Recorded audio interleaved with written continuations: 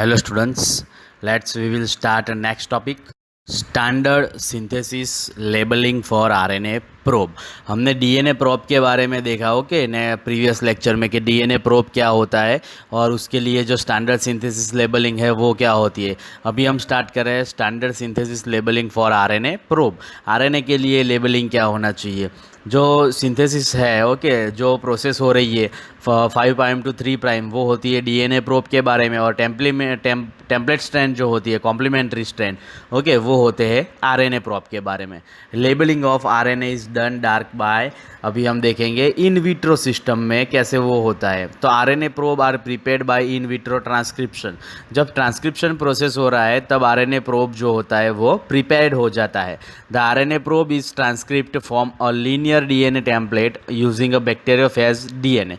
मतलब जब ये ट्रांसक्रिप्शन हो रहा होता है तब जब आरएनए प्रोब जो होता है ओके वो आरएनए प्रोब ट्रांसक्रिप्ट हो जाता है from the linear DNA strand. जो डीएनए स्ट्रैंड होती है उससे ऑपोजिट पोल में वो स्टार्ट होता है, वो शुरू हो जाता है ओके। तो वो बनता कैसे है, तो बैक्टीरियोफेज डीएनए में से ओके। वो बैक्टीरियोफेज डीएनए जो होता है उसके ऊपर डिपेंड रह के आरएनए पॉलीमरेज से वो बन जाता है। As well as salmonella bacteriophage. Salmonella bacteriophage है उसका सिग्निफिकेंट सिम्स हमको दिया है sp6। As well as E coli bacteriophage T3 और T7। ये T3 और T7 जो है हमने प्लाज्मिड का स्ट्रक्चर बोर्ड पे देखा था, आपको याद हो तो मैंने ड्रॉ करके आपको दिखाया था कि ये होता है पूरा प्लाज्मिड, इसकी टेल हेड और बीच में जो स्ट्रक्चर था वो जो प्लाज्मिड होता है उसको हम बोलते हैं बैक्टीरियोफेज। और उसी तरीके का स्ट्रक्चर जो होता है उस वो स्ट्रक्चर होता है T3 का और T7 का। Next, there should be sufficient quantities of plasmid carrying the gene sequence of interest that can be used as a template for RNA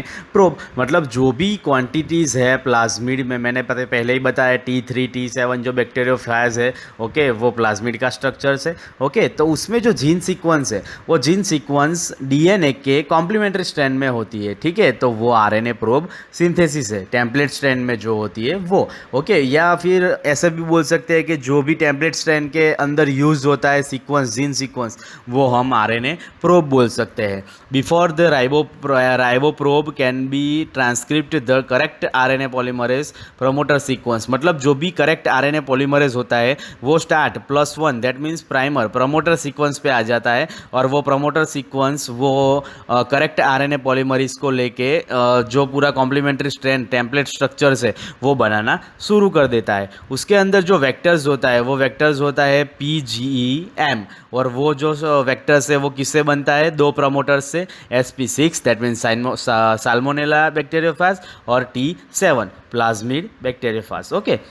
उसके बाद जो इन विट्रो सिस्टम के अंदर जो होता है वो प्लाज्मिड करता है, ठीक है। उसके बाद जो भी रिएक्शन होती है वो सब प्लाज्मिड के ऊपर डिपेंड रहती है। जो लीनियर डीएनए में से आरएनए प्रोब बनता है as a transcription process okay. तो वो कॉम्प्लीमेंट्री स्ट्रैंड जो बनी है उसका जो रिजल्ट लाना है, ठीक है, तो वो पूरी प्रोसेस अभी प्लाज्मिड करेगा। और प्लाज्मिड का जो वेक्टर्स है वो है PGEM, as well as salmonella का जो वेक्टर है वो है PSP6 4, और एज वेल एज sp6 जो प्लाज्मिड है उसके अंदर salmonella bacteriophage that means sp6 content रहता है। नेक्स्ट, अभी हम देखेंगे एडवांटेज। तो इसका एडवांटेज क्या है, it generates large amount of probe. मतलब जितने भी प्रोब बनते हैं उसके लार्ज अमाउंट प्रोब ये निकालता है। मतलब जो भी आरएनए सीक्वेंस हो रहा है ट्रांसक्रिप्शन के दौरान तो ओके वो लार्ज अमाउंट ऑफ फ्रैगमेंट जो आरएनए फ्रैगमेंट होता है वो लार्ज अमाउंट में निकलेंगे।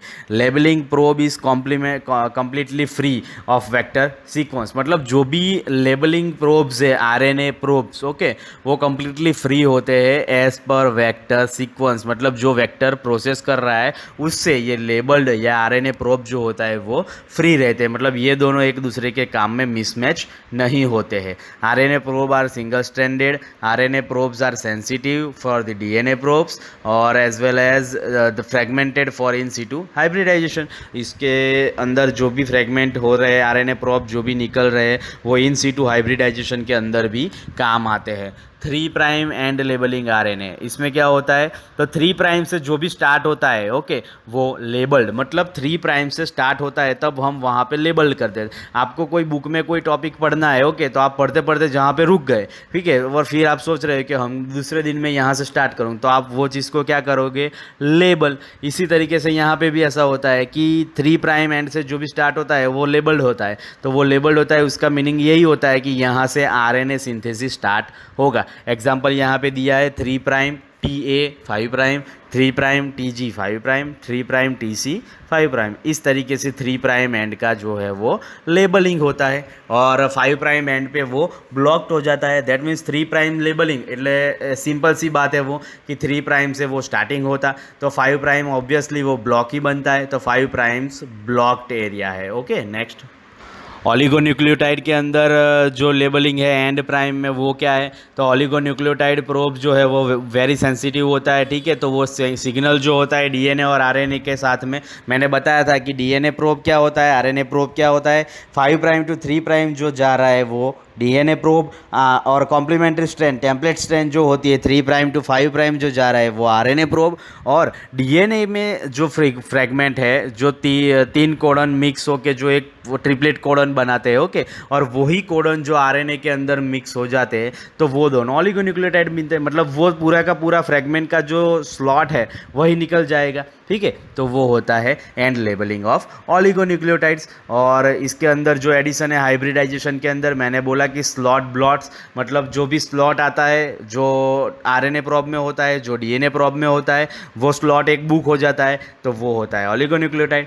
दैट मीन्स लाइब्रेरी स्क्रीनिंग भी होती है, इसके अंदर जो भी मैच हुआ जो सीक्वेंस होता है तो वो लाइब्रेरी में चेक होता है कि ये सीक्वेंस ऑलरेडी डीएनए और आरएनए में है कि नहीं, तो ये दोनों सीक्वेंस फ्रेगमेंट जो है वो आरएनए और डीएनए दोनों में होगा, तो वो लाइब्रेरी स्क्रीनिंग होगा। That means repeated gene sequence होता है तो वो डिटेक्शन भी करेगा, और डिटेक्शन करने के बाद वो एमआरएनएस को सिंपली आइडेंटिफिकेशन करके वो डिटेक्ट करेगा। नेक्स्ट, एडवांटेज, तो ऑलिगोन्यूक्लियोटाइड्स के एडवांटेज क्या है, तो ये जो सेल्स के अंदर वो काम करते हैं वो बहुत ही स्मॉल होते हैं, तो वो सेल्स के अंदर काम करते हैं, ऑब्वियसली इसको सेल के अंदर ही काम करना होता है बिकॉज ऑफ आरएनए और डीएनए होता है तो वो अपने आप काम कर लेता है ओके, तो आरएनए और डीएनए दोनों के फ्रेगमेंट मैच करने हैं ऑलिगोन्यूक्लियोटाइड्स को, तो वो रेडीली होता है इनटू दी सेल। और स्मॉल प्रोब हाइब्रिडाइजेशन के अंदर भी वो वेरी फास्टर काम करता है, टारगेट को इजीली कैचअप कर लेता है। जो ऑलिगोन्यूक्लियोटाइड प्रोब्स होते हैं वो स्मॉल प्रोब्स हाइब्रिडाइजेशन के दौरान टारगेट को इजी कैच करता है, फास्टर प्रोसेस दिखा रहा है, और जो हाइब्रिडाइजेशन प्रोसेस है वो इजीली फास्ट कर देता है ओके। इसके अंदर जो सेल्फ हाइब्रिडाइजेशन प्रोसेस है वो नहीं हो सकती है बिकॉज ऑफ आरएनए और डीएनए, क्योंकि डीएनए का जो कोडन होता है उसके सामने आरएनए का कोडन मैच करना होता है, तो ये ऑलिगोन्यूक्लियोटाइड जो है वो अपने आप प्रोसेस नहीं कर सकता है, ये इसका एडवांटेज है। और उसके बाद जो मेथड यूज होती है ऑलिगोन्यूक्लियोटाइड्स में वो कौन सी है, first one is kinase end labeling, second one is fill in end labeling, and third one is primer mediated 5 prime end labeling. ये सभी प्रोसेस के जो नॉलेज है वो हम लेंगे। नेक्स्ट, फर्स्ट जो था वो kinase end labeling, this is the most common method for oligonucleotide. Obviously ये ऑलिगोन्यूक्लियोटाइड्स की मेथड से ये तीनों की तीनों kinase end fill in end 5 prime end labeling okay, तो ये सभी ऑलिगोन्यूक्लियोटाइड्स लेबलिंग की ही मेथड रहेगी। Polynucleotide kinase okay, that means kinase end labeling. Polynucleotide kinase का जो नाम है वो है kinase end labeling, is used to add 32P at the gamma phosphate position. मतलब जो भी डीएनए और आरएनए के अंदर phosphate group, hydrogen group, oxygen group ये सब रहता है, उसके साथ ये जो फॉस्फेट ग्रुप जहाँ पे होता है दैट मीन्स फॉस्फेट ग्रुप का gamma position okay, alpha beta and gamma, तो वो फॉस्फेट ग्रुप का जो गामा पोजीशन होता है उसके ऊपर 32 फॉस्फेट, मतलब टोटली 32 फर्स्ट से लेके 32 फॉस्फेट तक गामा पोजीशन पे काइनेज अटैच रहता है। समझ में आ गया मैं क्या कहना चाहता हूँ। काइनेज जो है वो फर्स्ट से लेके 32 पोजीशन तक गामा पोजीशन के ऊपर जो फॉस्फेट ग्रुप होता है, ओके, वहाँ पे वो काइनेज अटैच रहता है। दैट मीन्स 32 के बाद जो भी प्रोसेस है, जो भी फ्रेगमेंट है, वो आप कर सकते हो। बट 32 जो फ्रेगमेंट है 1 से लेके 32 तक, वो फ्रेगमेंट पूरा का पूरा काइनेज ने ले लिया है, बट गामा पोजीशन पे, ओके। उसके बाद 33, 34, 35, 36 ये सभी फ्रेगमेंट जो है वहाँ पे कोई ना कोई प्रोसेस होती है, वहाँ पे काइनेज नहीं रहता है। और जो दूसरा है वो fill in end labeling, that means selected DNA digested with a such restriction endonuclease that after digestion 5 prime overhangs are produced. मतलब यहाँ पे जो फिल इन एंड मतलब जो भी प्रोसेस स्टार्ट हो रही है, ओके, वो स्टार्ट होने की जो प्रोसेस होती है वो पहले से ही पैक्ट होनी चाहिए। दैट मीन्स 5 प्राइम एंड से ही स्टार्ट हो रही है, तो 5 प्राइम एंड पे ही एंडोन्यूक्लियस होना चाहिए, ओके। इकोलाई प्रोसेस से हमको स्टार्ट करना है, तो इकोलाई जो है वो 5 प्राइम प्रोसेस पे रहना चाहिए, मतलब 5 प्राइम लेवल पे रहना चाहिए और एंडोन्यूक्लियस के साथ वो मैच होना चाहिए, तो इजीली वो स्टार्ट हो सकता है। तो ये है fill in end labeling. Next, और जो 5 प्राइम एंड पे लेबलिंग किया है, ठीक है, तो वो 5 प्राइम एंड पे लेबलिंग करते समय इकोलाई जो होता है वो एंडोन्यूक्लियस के साथ अटैच हो जाता है और 5 प्राइम एंडिंग के साथ वो स्टार्ट होता है, तो ऑब्वियसली 3 प्राइम एंड जो होता है वहाँ से हमको ऑलिगोन्यूक्लियोटाइड मिलेगा, क्योंकि जब पूरी प्रोसेस खत्म हो जाती है, 5 प्राइम से स्टार्ट होती है, तो पूरी प्रोसेस खत्म हो जाने के बाद 3 प्राइम एंड पे ही मिलेगी, ठीक है। अभी आपको मैं ऐसा बोल रहा हूँ कि पूरे क्लास के अंदर जितनी भी बुक्स और पेन पेंसिल रखी है वो सब आप कवर कर लो, उसके बाद आप घर जा सकते हो, ओके। मैंने ऐसा आपको बोला है, तो आप फर्स्ट बेंच से शुरू करोगे और जितने भी बुक्स है वो सब लेके निकलोगे, तो आप जिस दरवाजे से एंटर हुए हो, ठीक है, वो दरवाज़ा स्टार्ट, उसके बाद आप जा नहीं सकते हो वहाँ से, ओके। तो ये सब कलेक्ट करके आपको दूसरे दरवाजे से बाहर निकलना है। तो जो दरवाजे से आप एंटर हुए वो हुए 5 प्राइम, उसके साथ में जो सब कलेक्ट करके आप निकल रहे हो, दैट मीन्स सब कलेक्ट हो गया और आप निकल रहे हो, वो दरवाज़ा है दूसरा, दैट मीन्स 3 प्राइम एंड। तो इसका सिंपल मीनिंग ये हुआ कि जो प्रोसेस स्टार्ट हुई तो 3 प्राइम एंड के पास हमको ऑलिगोन्यूक्लियोटाइड मिल जाएगा। और इसका जो एडवांटेज है वो है required only small amount templates, मतलब ये बहुत सारा काम नहीं कर सकता है, ओके। तो वो जो टेम्पलेट होती है वो स्मॉल अमाउंट में होनी चाहिए। जो भी प्रोब होते हैं डीएनए आरएनए का वो लेबल्ड होना चाहिए, ताकि ऑलिगोन्यूक्लियोटाइड को मालूम पड़ सके कि आरएनए का प्रोब है, ये डीएनए के साथ मैच हो रहा है कि नहीं। और जो थर्ड प्रोसेस है वो है primer mediated 5 prime end labelling, मतलब 5 प्राइम से प्रोसेस जो हो रही है, हमने देखा फिल इन एंड लेबलिंग के अंदर यही प्रोसेस है, बट 5 प्राइम एंड के ऊपर सिर्फ एंडोन्यूक्लियस था इकोलाई, ठीक है, तो इसकी जगह यहाँ पे प्राइमर आ जाएगा, ओके। आपके साथ कोई नहीं था जब आप क्लासरूम में गए, सब नोट पेन पेंसिल कलेक्ट किया, अभी आपके साथ कोई आपका एक फ्रेंड है और आपका एक फ्रेंड जो है वो भी ये नोट पेन पेंसिल कलेक्ट करने में आपकी हेल्प कर रहा है। आपका फ्रेंड का नाम है प्राइमर, ओके। तो 5 प्राइम एंड के साथ प्राइमर होता है और ये प्राइमर जो है वो अटैच रहता है 5 प्राइम एंड के ऊपर with in the PCR process, PCR reaction जब होती है तब, ओके। तो ये प्राइमर जब मीडिएटेड पे 5 प्राइम एंड के ऊपर रहता है ना, तब जो भी कोई डीएनए है, आरएनए है, वो सबको ये कैरी आउट करता है, और जो भी सेम निकलते हैं फ्रैगमेंट, ट्रिपलेट कोडन, उसको ये एक स्लॉट में लेके बाहर रखता है। नेक्स्ट, ये डायग्राम आपके बुक में नहीं है, ठीक है, मैंने ये ढूंढ के आपके इजी वे के लिए समझ में आ जाए इसके लिए रखा है। एंड लेबलिंग प्रोब जो है, ठीक है, तो वो एंड लेबलिंग प्रोब मैं आपको यहाँ दिखा रहा हूँ।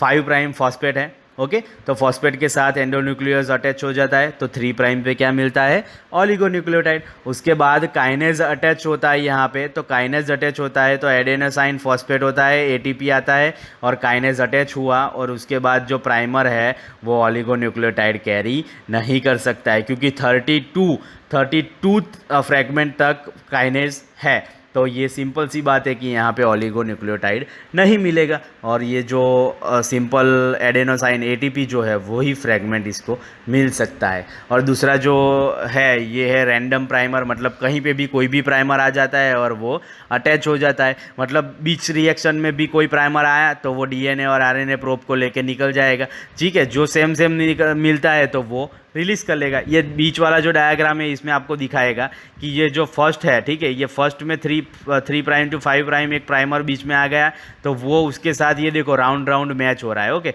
तो ये राउंड राउंड वाला मैच हो रहा है, तो वो ट्रिपलेट कोडन 3 ही राउंड मैच हो रही है, आप ये भी देख सकते हो। ओके, तो वो ट्रिपलेट कोडन निकल जाता है, एक स्लॉट निकल जाता है यहाँ से और वो साइड में आ जाता है। उसके बाद ये प्राइमर दूसरे पास खिसक जाता है, तो दूसरे के साथ जो मैच होता है तो वो दूसरा भी स्लॉट निकाल लेगा, तीसरा स्लॉट निकाल लेगा। इस तरीके से डिफरेंट स्लॉट्स में ये अलग हो जाएगा। इसको हम बोलेंगे रैंडम प्राइमर प्रोब। ठीक है, आप ये सब जानकारी आप लेना चाहते हो तो इजीली डायग्राम के थ्रू आप ये चैप्टर समझ पाओगे। ये चैप्टर थियोरी बेस्ड ज़रूरी है, बट आप गूगल पे सर्च करो डायग्राम इसका। ठीक है, कोई एक टॉपिक है, मैं बोल रहा हूँ यहाँ पे आपको इजीली समझ में आ जाएगा, बट कोई एक टॉपिक को लेके आप गूगल करो, उसका डायग्राम इजीली आ जाएगा। ओके, तो वो डायग्राम लेके फिर ये थियोरी देखो, फिर ये मेरा लेक्चर जो है वो ध्यान से सुनो, इजीली समझ में आ जाएगा। ओके, बाकी का जो है हम नेक्स्ट लेक्चर में देखेंगे।